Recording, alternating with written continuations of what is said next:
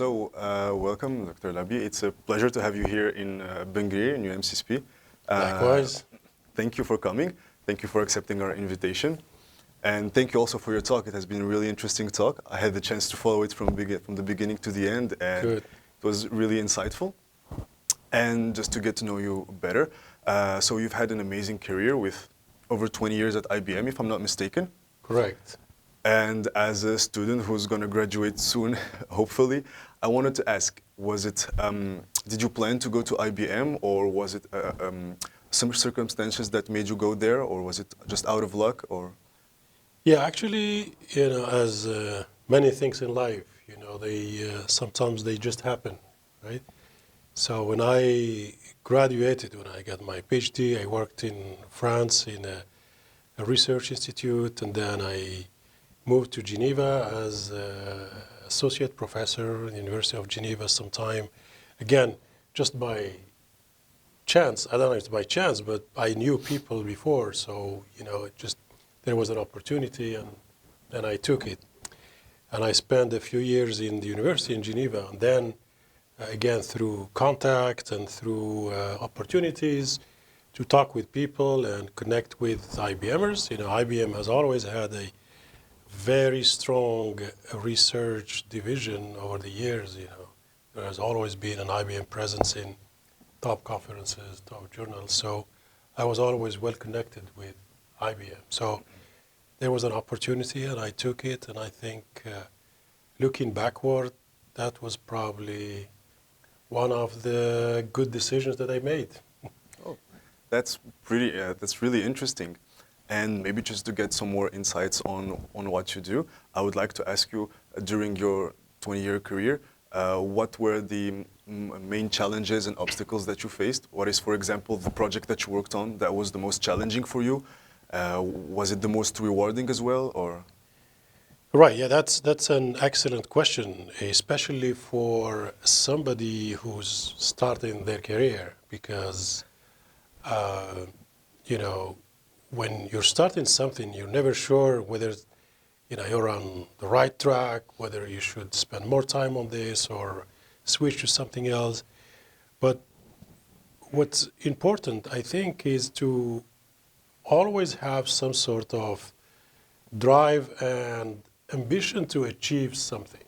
It doesn't matter what that thing is, as long as you're doing something good for yourself, for society, for business, and just follow it. Follow your dreams. You need to have a dream and follow it. So, and when you do that, actually, the rest is iterations that you have to make. So, you may need to switch your areas of interest several times in your career. You may need to change completely domains in your career. And you shouldn't be afraid of that. Actually, most of the developments that I had in my career happened after I changed something significant in what I was doing. And I think this is also the hardest thing to do, because we tend to get used to our comfort zones, and we don't like to change much. But that's the time. When you feel like you're really comfortable, that's the time for you to change and move on. So, Okay. Have big dreams and follow them. Yeah, so basically it means that if you don't feel challenged, if you feel that you're way at ease, then it means that you're probably not facing the challenge that you're supposed to pursue. Yeah, I think that's one thing. And the worst thing that I learned over time is when you do that, actually, you're not being good to yourself.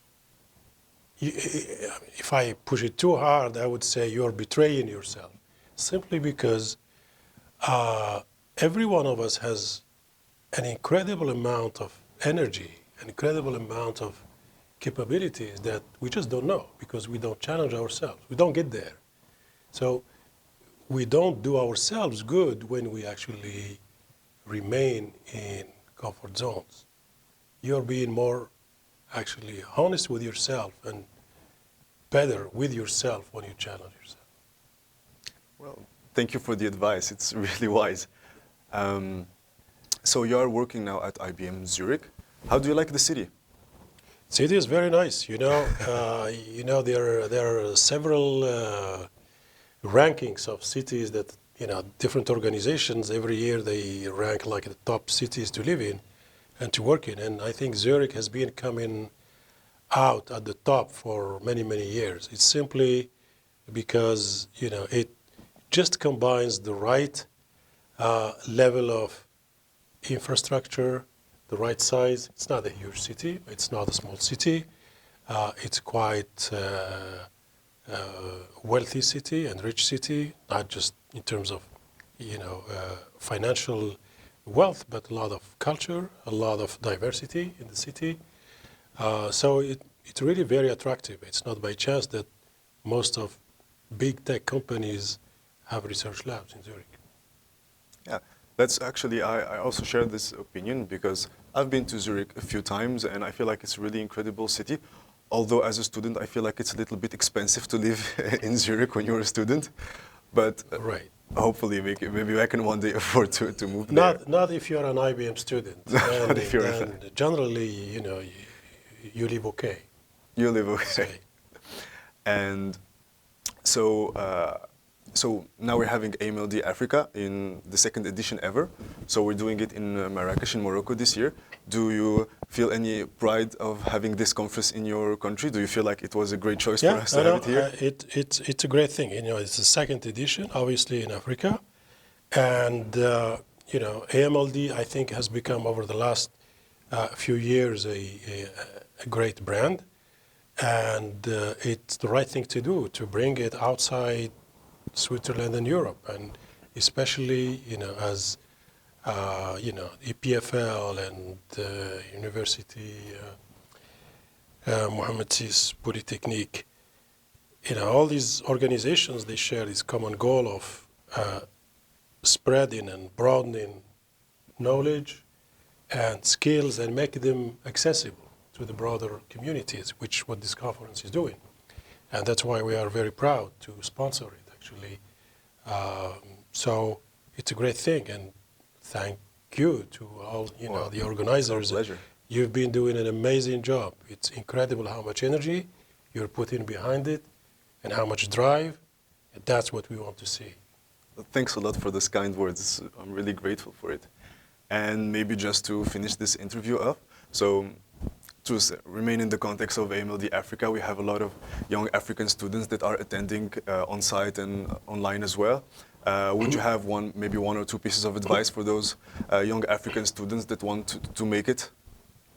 Yeah, just keep going, keep going, never give up. Those who give up, they remain, where they are. But there is one thing that is almost, I cannot guarantee it to everybody, but it's almost guaranteed, statistically, is the more you persevere, the harder you try, the more successful you become. And I think, looking backwards, over, 20 years was just in IBM, but I had a previous professional life before IBM. But over the last 30 years, basically, that I've been doing research and teaching and engineering, etc. I think the only advice that I would give to an aspiring student in a growing country, in a developing country, is don't settle for small dreams and small goals. Start with small steps. Make small steps, but toward big goals. Set up big goals and make small steps. Don't set up small goals. That's not good. But it's okay to make small steps, but set up a big goal. And I almost guarantee you, of course I don't have guarantee, but you will get there.